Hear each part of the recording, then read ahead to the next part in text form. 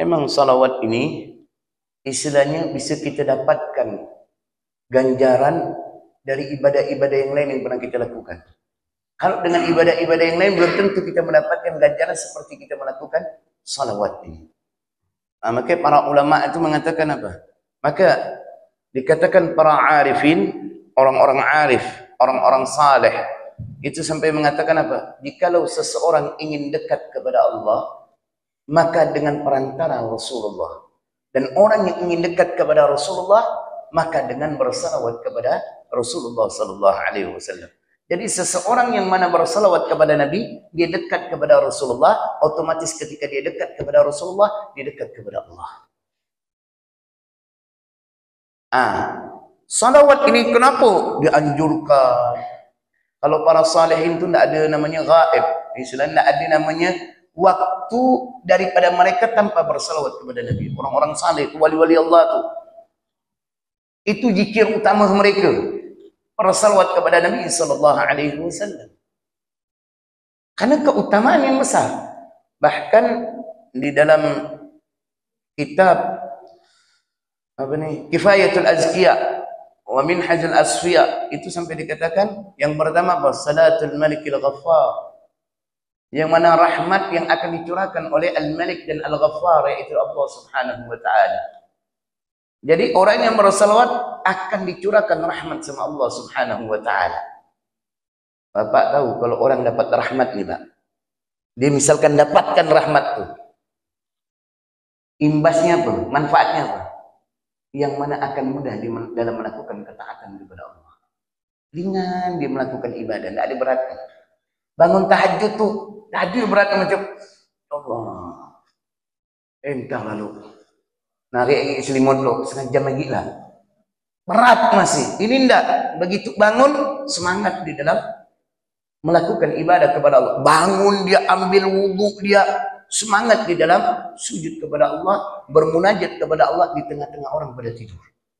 Dikasih kenikmatan, kemudahan dalam melakukan ibadah, dalam mengerjakan ibadah. Itu ciri orang yang mendapatkan rahmatnya Allah. Yang kedua, nanti kalau orang yang mendapatkan rahmat Allah ketika sakratul maut, lisannya gampang untuk mengucapkan kalimat tauhid la ilaha illallah. Itu ciri orang mendapatkan rahmat. Jadi tidak susah dia mengucapkan la ilaha illallah, gampang. Dan ini tidak semua orang bisa. Maka kalau ingin bisa mengucapkan kalimat la ilaha illallah, jadilah hamba Allah yang mendapatkan rahmatnya Allah. Dan salah satu caranya dengan apa? Bersalawat kepada Nabi sallallahu alaihi wasallam. Dengan bersalawat kepada Rasulullah. Apakah sampai situ? Enggak. Nanti di alam barzani datang mungkar wa nakir bertanya sama kita. Maka gampang kita menjawab pertanyaan mungkar wa nakir. Sebab apa? Kita termasuk orang yang mendapatkan rahmatnya Allah. Dia menjawab pertanyaan mungkar wa nakir gampang.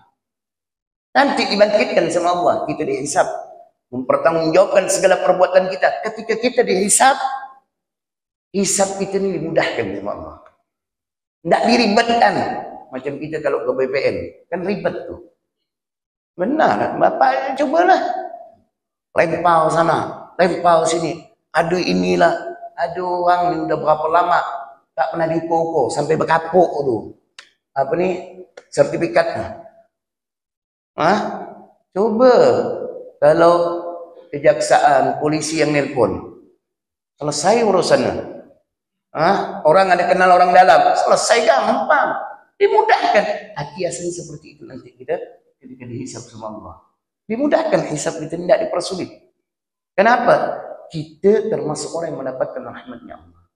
Jadi kalau udah dapatkan rahmatnya Allah tuh, itu yang akan kita dapatkan. Manfaat itu. Kedua, dikatakan dalam kitab itu mahyul khataya wal auzar, yang mana dapat menghapuskan kesalahan-kesalahan gitu, dosa-dosa gitu. Jadi kalau istighfar dapat menghapuskan dosa, dengan salawat pun dapat menghapuskan dosa. Maka kalau dalam hadis itu yang diriwayatkan oleh Al-Imam An-Nasa'i, man shalla alayya Man shalla alayya kutiba lahu asyru hasanat wa muhyan anhu asyru sayyi'at. Barang siapa yang bersalawat kepadaku, ditulis untuknya 10 pahala kebaikan dan 10 dosanya digugurkan sama Allah. Bahkan dalam riwayat yang lain disabdakan oleh Nabi, wa rufi'at lahu asyru darajat, dan diangkat 10 derajatnya sama Allah. Bayangkan berarti apa? Salawat ni dah dapat pahala, dihapuskan dosa, diangkat lagi derajatnya. Mana bisa kita dapatkan di tempat yang lain? Nah, ini keutamaan daripada bersalawat kepada Nabi. Lalu qada'ul hawaij wal awtar, akan mengabulkan segala hajat-hajat kita dan menyampaikan harapan-harapan kita. Jadi bapak punya hajat dunia, akhirat, salawat. Pengen punya anak saleh, perbanyak salawat. Pengen yang mana punya rumah cantik, perbanyak salawat. Pengen berangkat haji dan umrah, perbanyak salawat.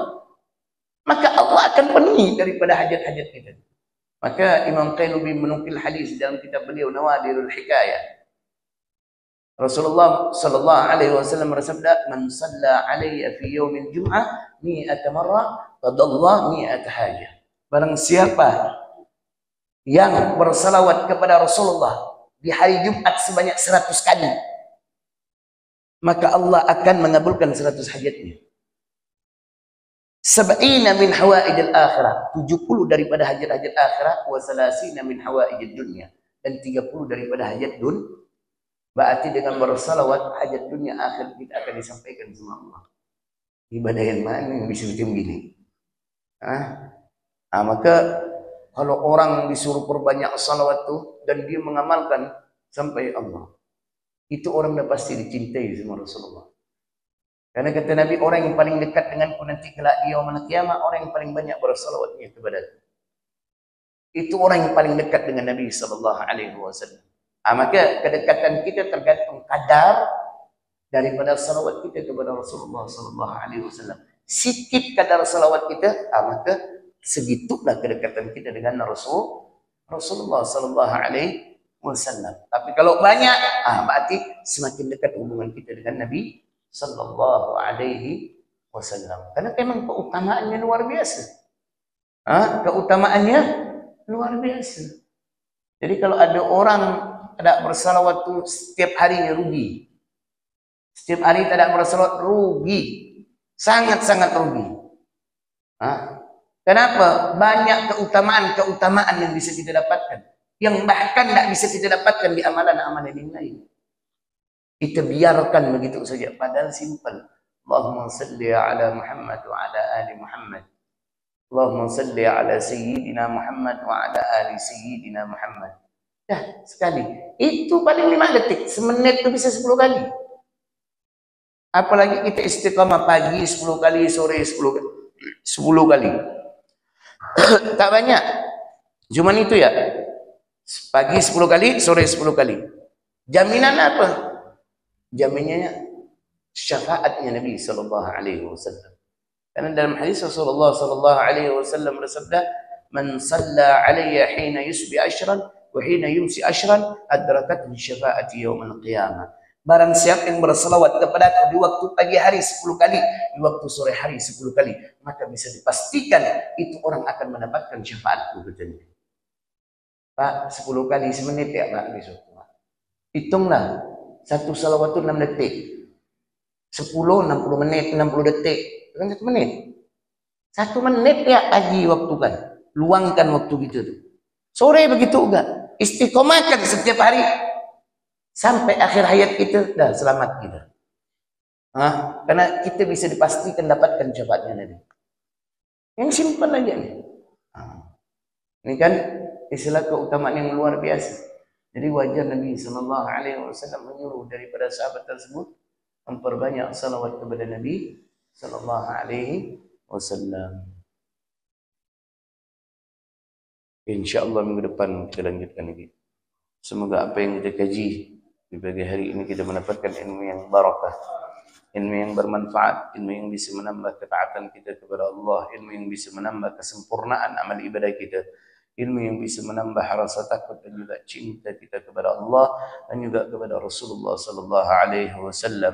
Dan semoga perkumpulan kita di pagi hari ini menjadi wasilah bagi kita, perantara bagi kita untuk mendapatkan syafaatnya Rasulullah sallallahu alaihi wasallam kelak di yaumul qiyamah. Dan semoga kita semua selalu diberikan kesehatan oleh Allah, diberikan umur yang panjang dalam ketaatan kepada Allah Subhanahu wa taala, dan semoga segala urusan dunia dan akhirat kita dimudahkan oleh Allah, dan semoga rezeki kita dilancarkan oleh Allah dengan rezeki yang halal dan juga barakah, dan semoga anak-anak kita dijadikan anak-anak yang saleh dan juga salihah, dan semoga segala bentuk amal ibadah kita diterima oleh Allah, dan semoga dosa-dosa kita diampunkan oleh Allah, dan semoga kita semua diwafatkan oleh Allah Subhanahu wa taala dalam keadaan husnul khatimah.